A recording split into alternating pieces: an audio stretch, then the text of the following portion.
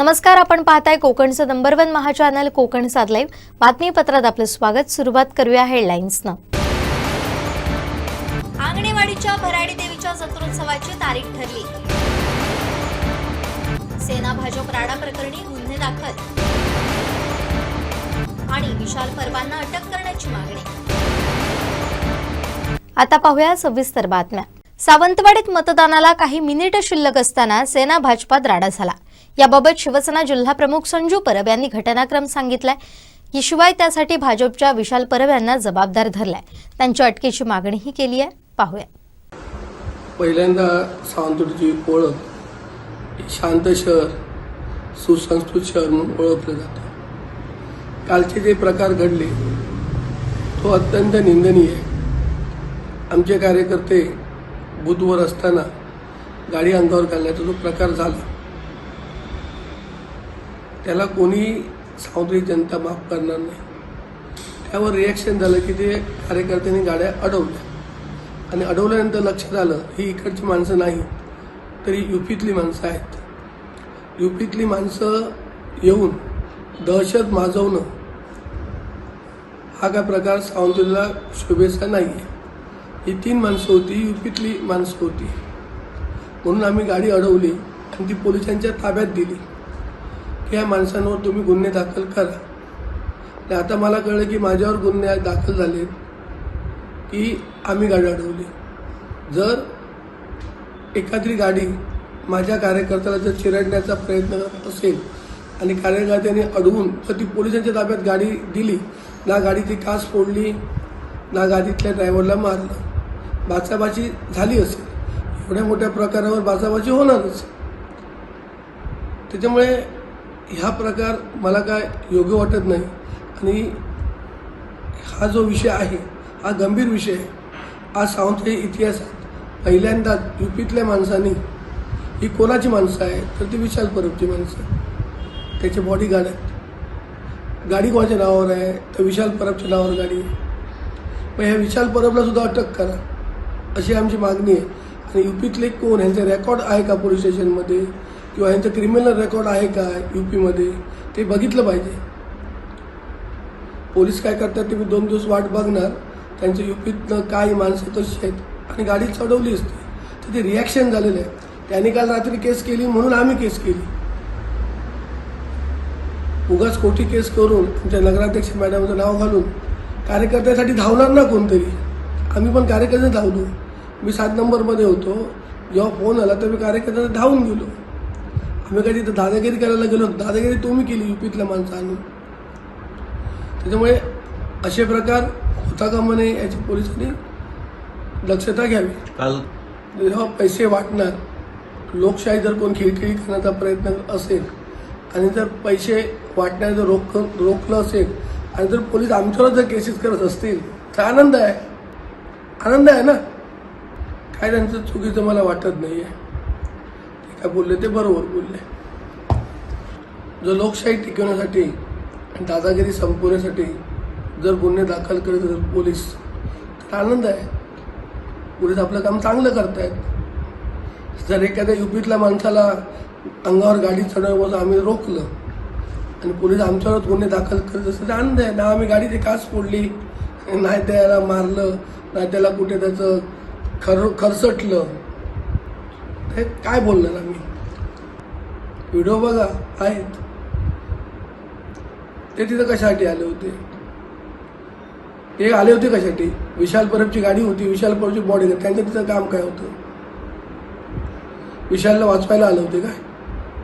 हे मी बोलणार नाही, पण त्या विषयावर मला जायचं नाही आहे। जे काय विषय आम्ही पोलीस स्टेशनला आमचं म्हणणं दिलेलं आहे, तुमच्याकडे त्याची FIRची कॉपी तुम्हाला मिळाली असेलच, त्यामुळे त्या विषयावर मी काय बोलत नाही। पण एवढंच, वाडीत शांतता राहावी हा माझा कायम प्रयत्न आहे। बघा, आमची महायुतीत आम्ही काम करतो तेव्हा काही नेत्यांचे फोन येतातच, त्यात काही वावगं नाही आहे आणि आलेच पाहिजेत, कारण दोन्ही कार्यकर्त्यांना एकत्र ठेवणं नेत्यांचं काम आहे। खांबाळे गावचे ग्रामदैवत श्री आदेष्टी देवीचा वार्षिक हरिनाम सप्ताह आणि जत्रोत्सव मोठ्या उत्साहात पार पडला। या उत्सवाची ड्रोनच्या सहाय्याने मनमोहक दृश्य कैद करण्यात आली आहेत। पाहुयात ड्रोनच्या नजरेतून हा उत्सव। कोकणाच्या निसर्गमय कुशीत आशीर्वादासारखं उभं आहे एक पवित्र स्थान, खांबाळेची श्री देवी आदिष्टी. आज आपण आलो आहोत वैभववाडीपासून अवघ्या 5-6 किलोमीटर अंतरावर असलेल्या या दिव्य भूमीत, जिथे प्रत्येक वाऱ्याच्या झुरुकीत भक्तीचा स्पर्श जाणवतो. आदिष्टी देवी, खांबाळे गावाचं अखंड रक्षण करणारी आदिशक्तीची तेजस्वी ज्योत. वैभववाडीची अधिष्टी आणि आचरणेची रासाई या दैवी शक्तींची सख्खी बहीण, हजारो भक्तांच्या विश्वासाचा आधार. येथील लोकांची अशी अखंड श्रद्धा आहे की माहेर वाशिणींच्या हाकेला देवी आजही धावत येते, दुःख हरते, नवस पूर्ण करते आणि जीवनात शांततेचा आशीर्वाद देते. एकेकाळी प्राचीन असलेलं हे मंदिर सन 2004 मध्ये नव्या तेजाने, नव्या वैभवाने पुनर्निर्मित झालं. आज इथे उभं आहे भव्य, दिव्य आणि अद्वितीय असं आदिष्टी देवीचं मंदिर.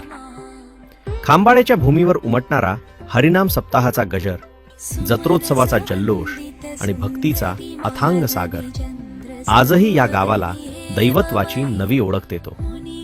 हीच ती शक्तिभूमी जिथे श्रद्धा आणि परमशक्ती एकच स्वर बनून गुंजतात. जय आदिष्टी माता. राज ठाकरे हे संजय राऊतांच्या नाहूर येथील निवासस्थानी भेटीसाठी गेले आहेत. ते संजय राऊतांच्या तब्येतीची विचारपूस करण्यासाठी त्यांच्या घरी पोहोचलेत.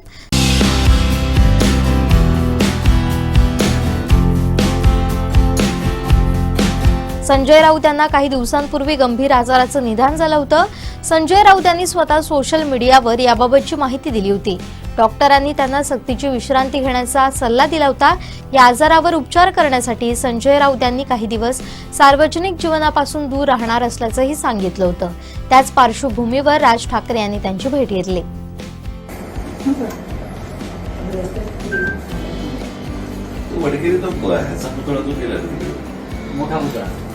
हात वरती उंची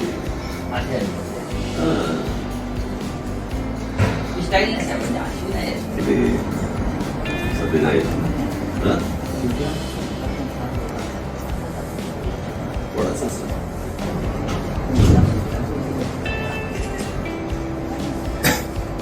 ठीक आहे ती जागा आलो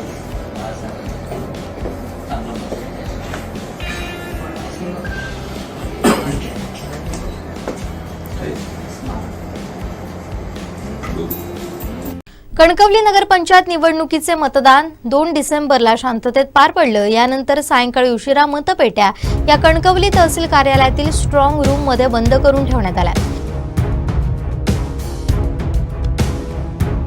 या स्ट्रॉंग रूमच्या बाहेरच्या बाजूनं आणि आतमध्ये 24 तास पोलिसांचा पहारा असणार आहे. 21 डिसेंबरला निकाल असल्यानं उमेदवारांची आता धाकधूक देखील आणखीनच वाढली आहे. प्रत्येक जण विजयाचा विश्वास करतोय, मात्र येत्या 21 तारीखला हे चित्र स्पष्ट होईलच.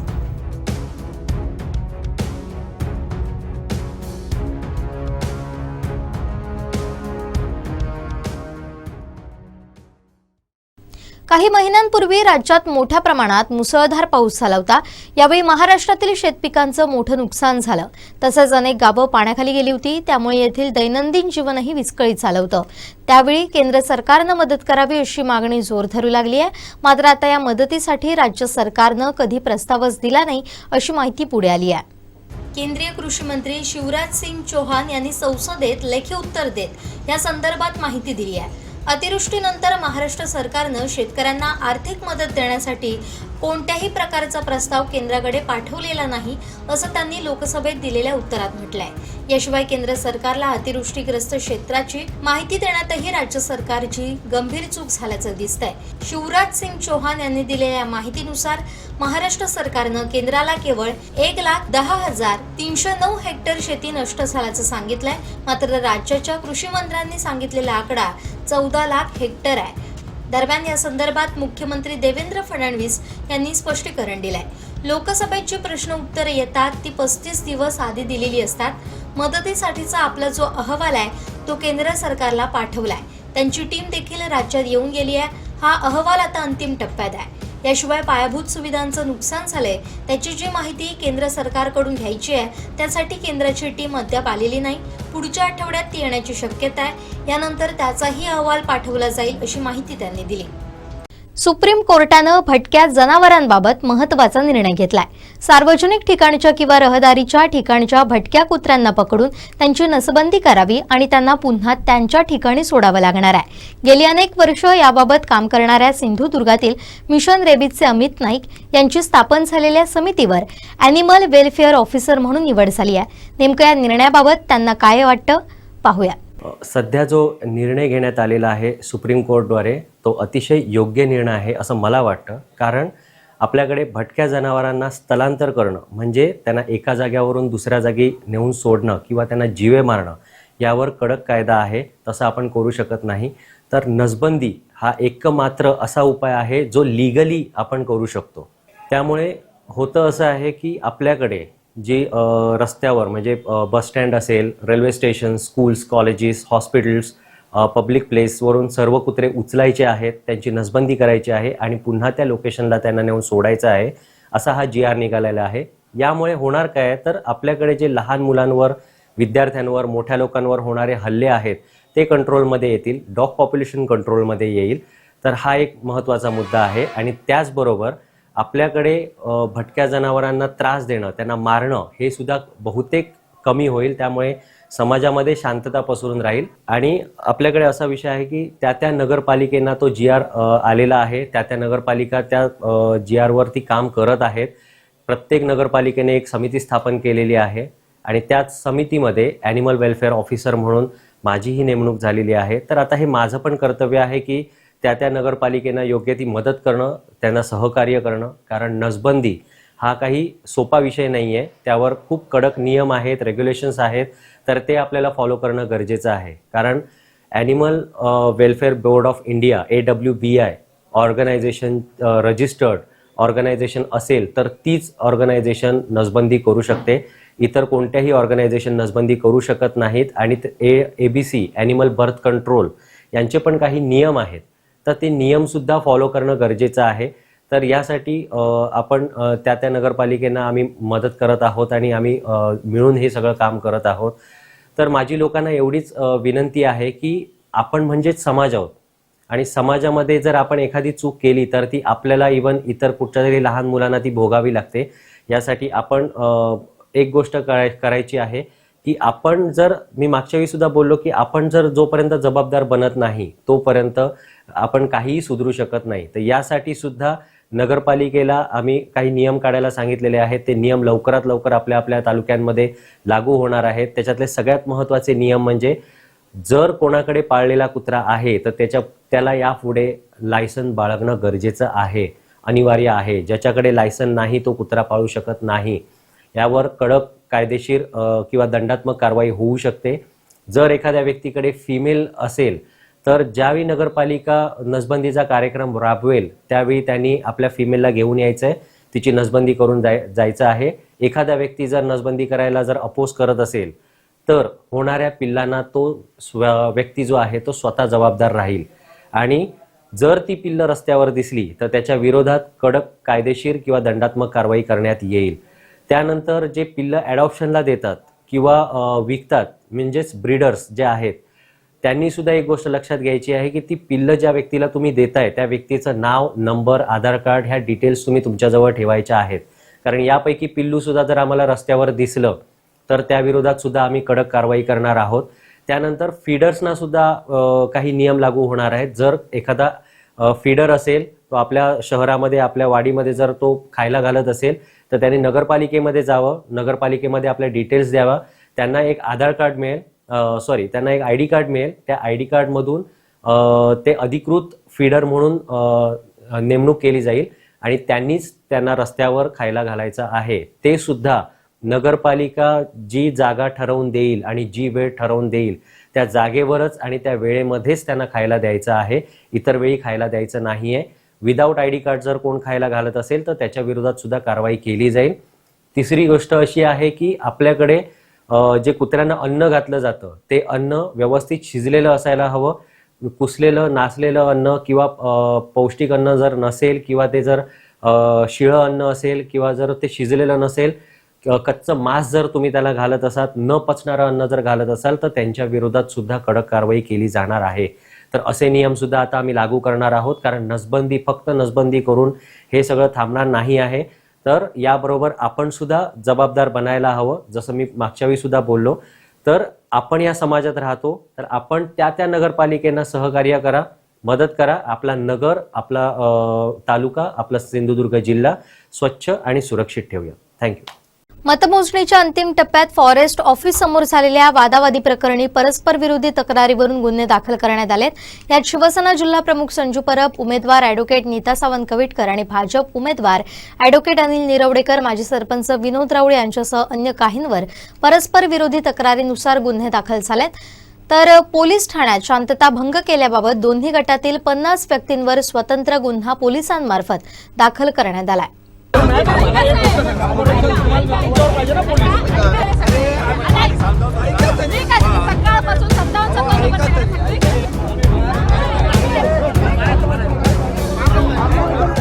सायंकाळी मतदानाच्या अंतिम टप्प्यात भाजपचे युवा नेते विशाल परब यांच्या खासगी सुरक्षा रक्षकांची गाडी अंगावर घालण्याचा प्रयत्न झाल्याचा आरोप करत शिवसैनिकांनी गाडी रोखली. यावेळी गाडीत परब यांच्या सुरक्षेसाठी पोलीस असल्यानं आक्षेप घेतला. तर भाजपाच्या दरम्यान खासगी बॉडीगार्डला शिवसैनिकांनी प्रसाद दिलाय.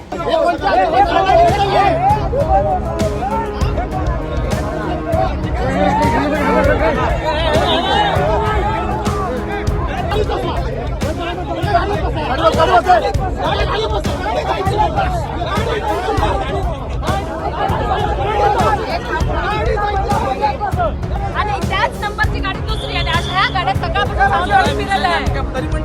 काही माहित नाही का आता कळलं मला. आणि त्याने काय म्हटलं, रोड क्लिअर करा, गाड्या जाऊ दे, बाकीचं काम क्लिअर कायदेशीर करूया, काही प्रॉब्लेम नाही. या प्रकरणी भाजपकडून स्कॉर्पिओ चालक अमरीश यादव यानं दिलेल्या तक्रारीवरून शिवसेना जिल्हा प्रमुख संजू परब, उमेदवार ॲडव्होकेट नीता सावंत कविटकर, अजय गोंदावळे, क्लेट्स फर्नांडिस, ज्ञानेश्वर पाटकर, प्रफुल्ल गोंदावळे अशा 20 ते 25 जणांवर वाहन अडवून मारहाण, धमकी, शिवीगाळ केल्याबाबत गुन्हा दाखल करण्यात आलाय. तसेच शिवसेनेचे ज्ञानेश्वर पाटकर यांच्या तक्रारीवरून स्कॉर्पिओमधील अमरीश यादव स्कॉर्पिओनं हूल दिल्यानं थांबून विचारलं असता चालक वगैरे 2 आणि भाजप उमेदवार ॲडव्होकेट अनिल निरवडेकर, माजी सरपंच विनोद राऊळ अशा 20 ते 25 जणांनी धमकी दिल्याबाबत गुन्हा दाखल करण्यात आला. दरम्यान या वादानंतर पोलीस ठाण्यात देखील भाजप आणि शिवसेना कार्यकर्ते भिडले. पोलीस ठाण्यातच भाजपच्या अमित परब यांच्याकडून धमकी देण्यात आली. पोलीस ठाण्यामध्ये दोन्ही गटातील नेत्यांची चर्चा सुरू असताना हा प्रकार घडला. शिवसेना जिल्हा प्रमुख संजू परब, भाजपचे युवा नेते विशाल परब यावेळी पोलीस ठाण्यात उपस्थित होते.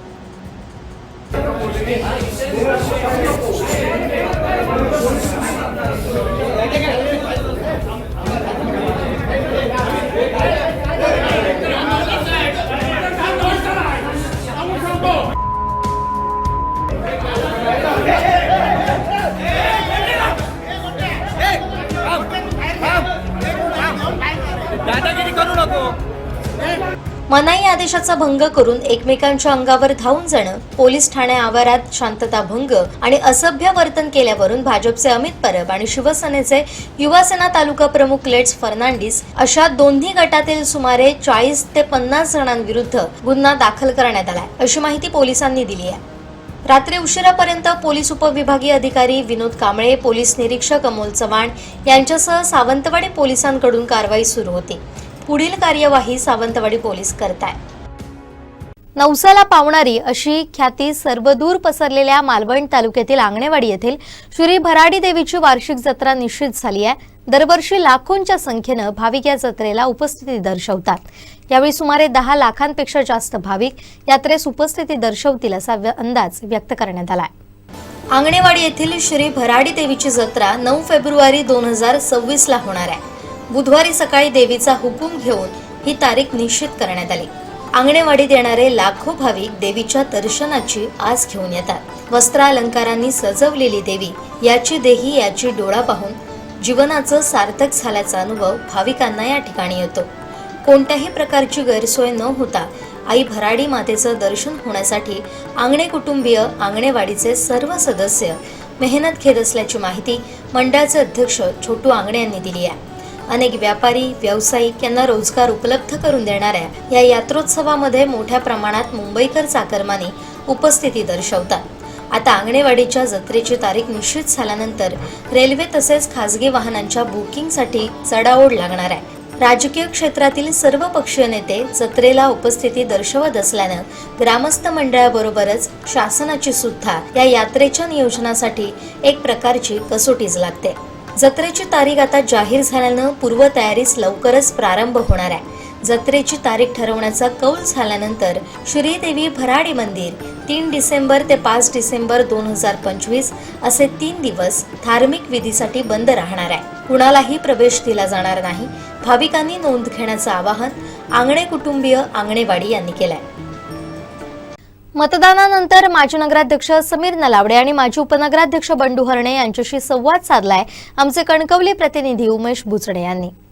कणकवली शहरातील जी निवडणूक झाली, नगरपंचायत निवडणूक, आता शांततेत पार पडलेली आहे आणि या शहराच्या निवडणुकीमध्ये महत्वाचं योगदान असणारे माजी नगराध्यक्ष समीर नलावडे आणि उपनगराध्यक्ष बंडू हरणे हे आपल्यासोबत आहेत. कारण पालकमंत्री नितेश राणे यांनी त्यांना सांगितलेलं आहे की कणकवली शहराचे सहवाग आणि सचिन अशी त्यांना उपमा दिली आहे. हेच दोघे आपल्यासोबत आहेत. नमस्कार, कोकण सात लाईव्ह मध्ये आपलं. ही निवडणूक आता शांततेत तर पार पडलेली आहे. बघायला गेलं तर मतदारांना म्हणजे उमेदवारांना उत्सुकता आहे, काय निकाल लागेल असं उत्सुकता असते. त्यानंतर किती मतदान झालं ही देखील उत्सुकता आहे. पण परफेक्ट आकडेवारी ही तुमच्याकडे असते असं मानलं जातं. एकंदरीत काय असेल एक्झिट पोल या निवडणुकीचा, याच आपण चर्चा करणार आहोत. काय सांगाल, आज निवडणूक पार पडलेली आहे. प्रथमतः मी नगराध्यक्ष यांच्याकडे येतो. एकंदरीत काय शांततेत आज निवडणूक पार पडली, काय सांगाल प्रथमतः? अतिशय शांततेमध्ये निवडणूक पार पडली. कणकवली शहरातील जनता उत्स्फूर्तपणे बाहेर पडली आणि मतदान केलं.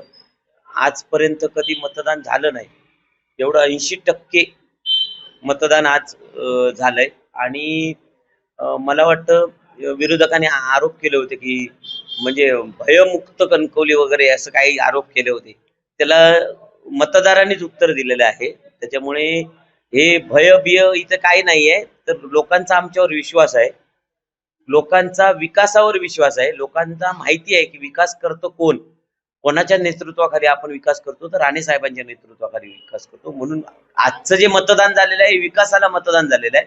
आणि पूर्ण कणकवली शहरातील जनतेला आमच्यावर विश्वास आहे. मी असेन, बंडू हरणे असे असतील, माझे सर्व नगरसेवक असतील, आणि सर्वात प्रथम तर राणे साहेबांवर. तर या लोकांवर विश्वास असल्यामुळे लोकांनी मोठ्या मतदान केलेलं आहे. आणि येणारा काळ हा भारतीय जनता पार्टीचा आहे. माझं जे राजकीय कॅल्क्युलेशन म्हणजे हे जे मतदान झालंय त्याच्यामध्ये मी तुम्हाला सांगतो, मी मागच्या वेळी पण सांगितलं होतं तुम्हाला की विरोधक माझे आहेत त्यांना 4,500 मतं पडतील. मागच्या वेळी पण तुम्हाला सांगितलं होतं 4,500. ते आता हे थोडस वाढल्यामुळे 8700-4800 टू मच. लक्षात ठेवा मी काय म्हणतो ते. 4,700-800 मतदान त्यांना टू मच सांगतो मी. आणि 5,500 मतदान मला पडेल, कमीत कमी 5,500 मतदान मला पडेल, हे मी तुम्हाला या निमित्तानं सांगतो. आणि मला जनतेवर विश्वास आहे, कणकवली शहराच्या जनतेवर.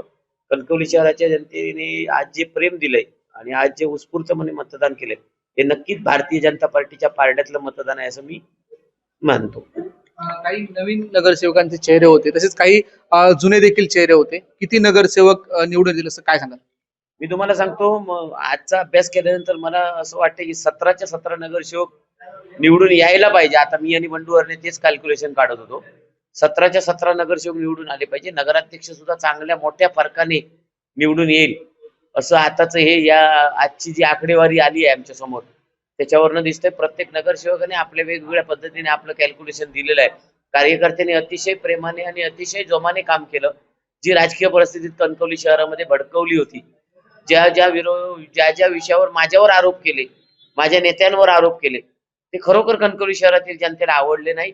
तुम्हाला माहिती नसेल तर सांगतो, उलट यांच्या आरोपामुळे माझे कार्यकर्ते किंवा राणे साहेबांचे कार्यकर्ते पेटले आणि त्यांनी उत्स्फूर्तपणे या निवडणुकीमध्ये भाग घेतला. आणि त्याच हे आजचं तुम्हाला आकडेवारी जी वाढली आहे ना, टक्केवारी, हे त्याच प्रतीक आहे. आणि मतदार सुद्धा चांगल्या पद्धतीने बाहेर पडून मतदान केलं. सोबत बंडू हरणे आहेत. साहेब, काय सांगाल, सहवाग आणि सचिनची जोडी असं आमदारांनी, पालकमंत्री यांनी सांगितलेलं होतं. एकंदरीत काय असेल एक्झिट पोल या 17ही प्रभागाचा? सचिन तेंडुलकर जरी शतक मारलं नाही तरी माझं कॅल्क्युलेशन आहे की सेहवागचे अप ड्राईव्ह आणि कव्हर ड्राईव्ह फार फेमस आहेत. मी अध्यक्षांच्या म्हणजे समीरच्या मताला सहमत नाही.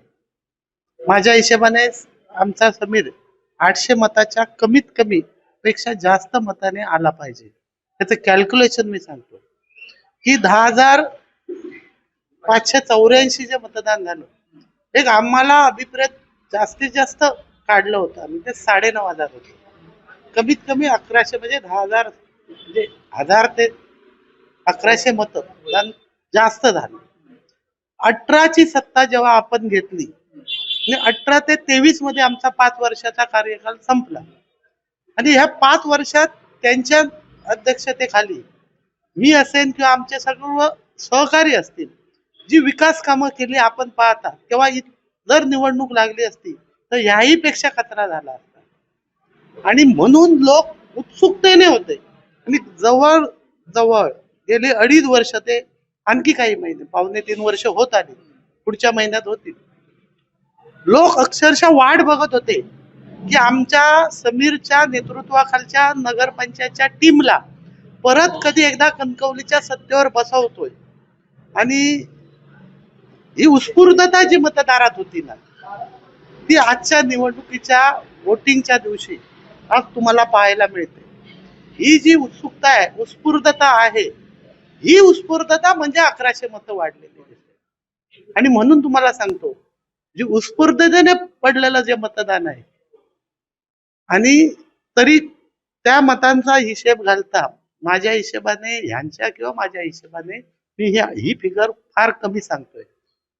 आणि दुसरी गोष्ट, लोकांनी दाखवून दिलं की जेव्हा मतदान होतं तेव्हा लोक अतिशय उत्स्फूर्तता असते, लोकांनी भय नसतो. लोकांनी दाखवून दिलं की कणकवलीत पूर्णपणे भयमुक्तच आहे.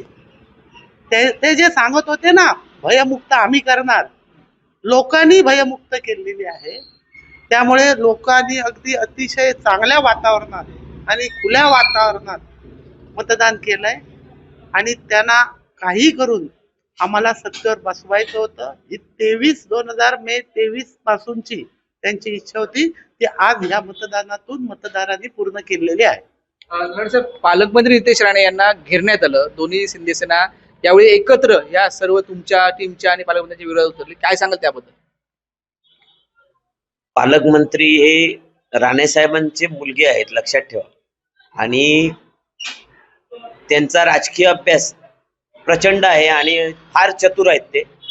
त्याच्यामुळे पालकमंत्र्यांना याच्या आधी सुद्धा अनेक वेळा घेरण्यात आलं होतं. जिल्हा बँकची निवडणूक असेल, मागच्या जिल्हा परिषदेची निवडणूक असेल, 2018ची नगरपंचायतची निवडणूक असेल, अशा अनेक राज्यामध्ये निवडणुका वेगवेगळ्या झाल्या. त्यावेळी पालकमंत्र्यांना घेरण्यात आलं. पण पालकमंत्र्यांना घेरून विरोधकांना काही हाती लागलं नाही. सर्व पक्ष एकत्र विरुद्ध पालकमंत्री असंच राजकीय समीकरण प्रत्येक निवडणुकीला पाहायला मिळालं. यावेळी निवडणुकीला जरा वेगळं पाहायला मिळालं की शहर विकास आघाडीत गेलं नाही. म्हणजे उद्धव ठाकरेंचा उद्धव बाळासाहेब ठाकरेंचा जिल्हा प्रमुख याला स्वतःच्या पक्षाच्या चिन्हावर विश्वास नाही, त्यालाही शहर विकास आघाडी काढावी लागते. म्हणजे उद्धव ठाकरेंचा पराभव आहे, त्यांच्या स्वतःच्या जिल्हा प्रमुखाला त्यांच्या चिन्हावर, पक्षाच्या चिन्हावर विश्वास नाही. म्हणजे अशी परिस्थिती या कणकवली शहरामध्ये निर्माण झाली. अनेक वेगवेगळे पक्ष, काँग्रेस असतील, शिंदे गट असतील, म्हणजे महाराष्ट्रात कुठे पाहायला नाही मिळालं तर शिंदे गट सुद्धा यांच्याबरोबर होता. त्याच्यानंतर मनसेवाले होते. म्हणजे सर्वच राजकीय नेते मंडळी एकत्र होते आणि एका साईडला नितेश राणे होते. काही फरक पडला नाही. उद्याची काउंटिंग जेव्हा येईल, मतमोजणी जेव्हा 21 तारीखला येईल, तेव्हा तुम्हाला समजेल की नितेश राणे हे नितेश राणे आहेत. म्हणूनच ते पालकमंत्री आहेत, म्हणूनच ते कॅबिनेट मंत्री आहेत. त्याच्यामुळे नितेश राणे, आपली जी नितेश राणेंची ताकद आहे ती तुम्हाला सर्वांना सिंधुदुर्ग जिल्ह्याला आणि महाराष्ट्राला 21 तारीखला समजेल. विजयाची खात्री तुम्हाला आहे? जिंकून आल्यानंतर पहिलं काम काय असेल तुमचं, काय ध्येय? खूप मोठे प्रोजेक्ट आहेत माझ्या आणि बंडू हरणेंच्या स्वप्नामध्ये, पालकमंत्री साहेबांच्या स्वप्नामध्ये. आता तर आम्ही घाबरत नाही आहे, कारण पालकमंत्री साहेब या जिल्ह्याचे पालकमंत्री आहेत, मंत्री साहेब.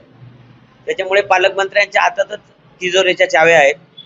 त्याच्यामुळे आमच्याकडे 2-3 प्रोजेक्ट आहेत जे प्रामुख्याने कणकवली शहरासाठी आपल्याला द्यायचे आहेत आणि त्या प्रोजेक्टचं पूर्ण प्लॅनिंग झालेलं आहे. सर्वात प्रथम पहिला कणकवलीची उद्या खुर्चीवर बसल्यानंतर जर पहिलं काय होईल तर कणकवली शहराचा डीपी प्लॅन होईल. डीपी प्लॅन जो कणकवली शहरातील जनतेला आवडेल.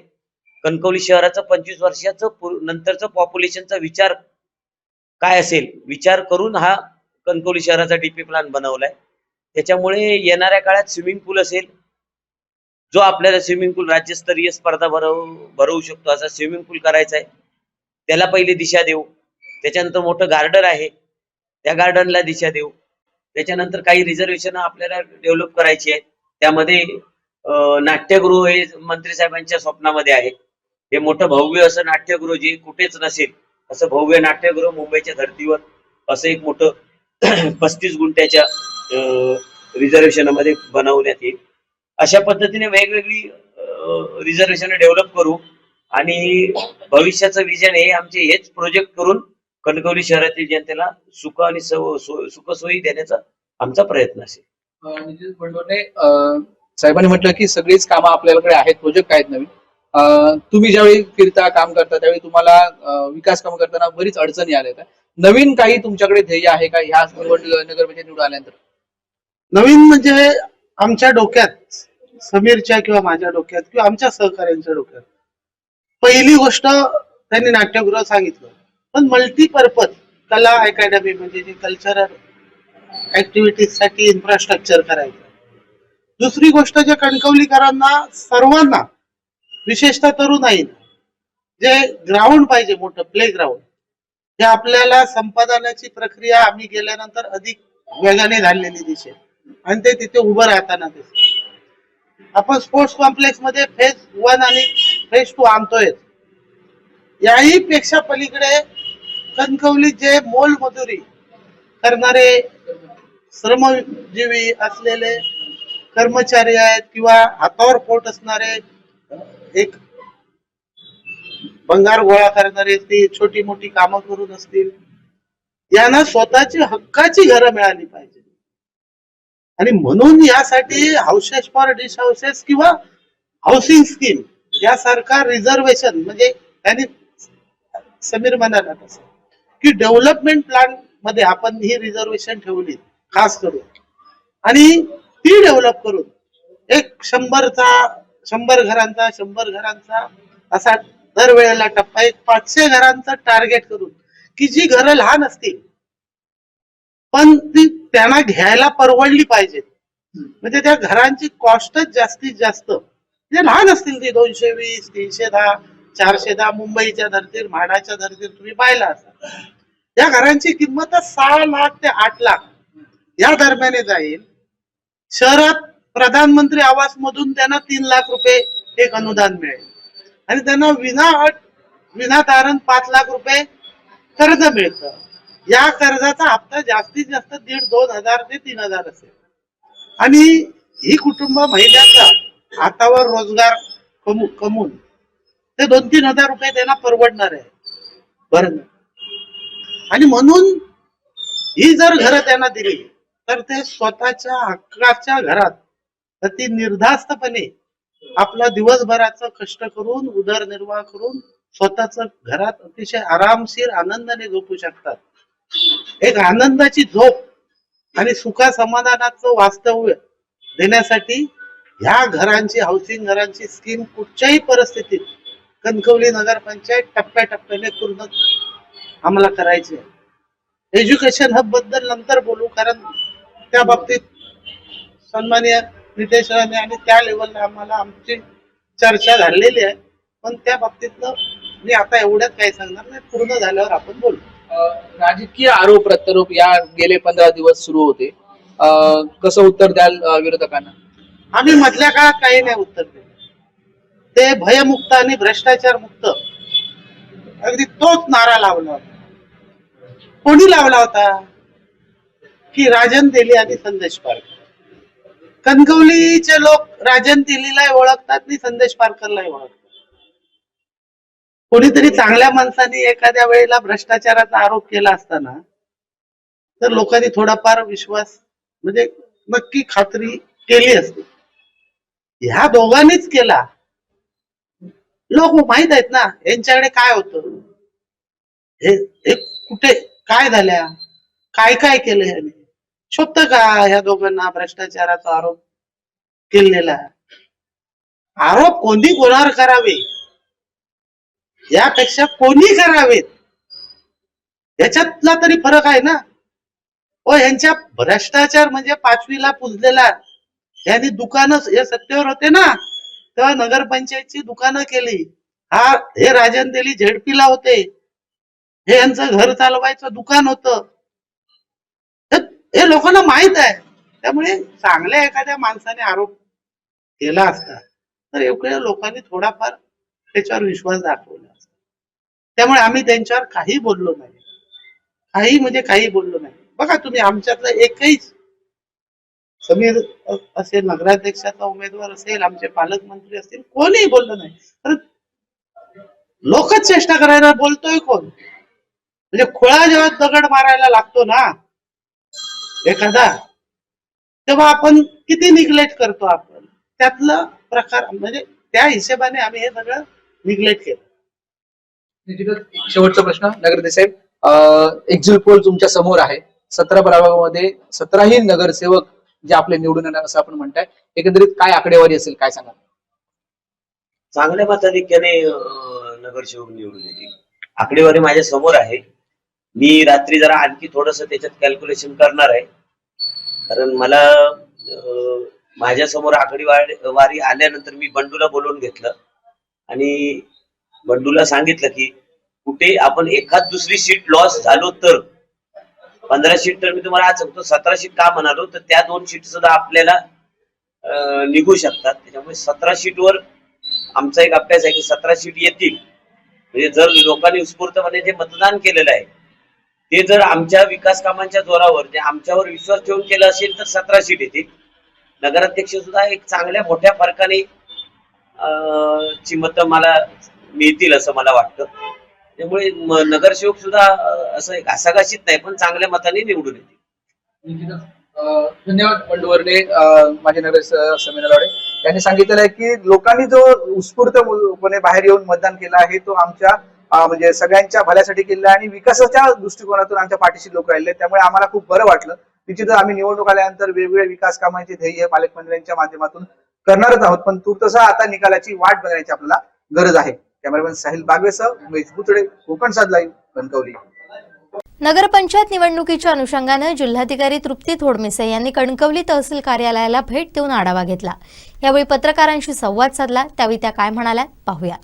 जिल्ह्यातील 3 नगरपरिषदांमध्ये सावंतवाडी, वेंगुर्ले आणि मालवण आणि कणकवली नगरपंचायतीसाठी आज मतदान सुरळीतपणे पार पडलेलं आहे. सर्व केंद्रांवरती शांततेत मतदान पार पडलेलं आहे आणि मतदारांनी देखील उत्स्फूर्त प्रतिसाद या मतदानाला दिलेला आहे.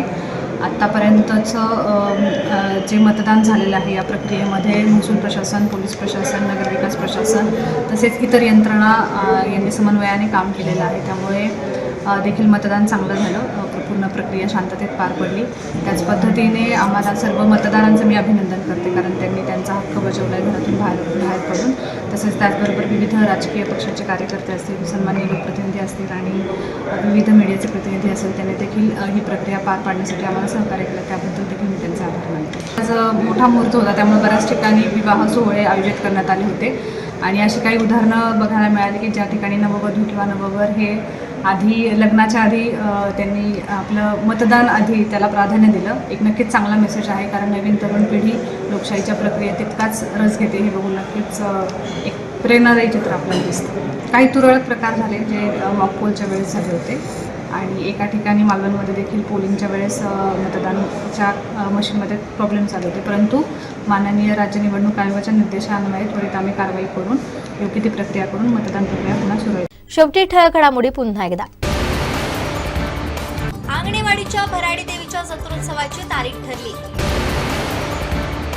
सेना भाजप राडा प्रकरणी गुन्हे दाखल आणि विशाल परवांना अटक करण्याची मागणी.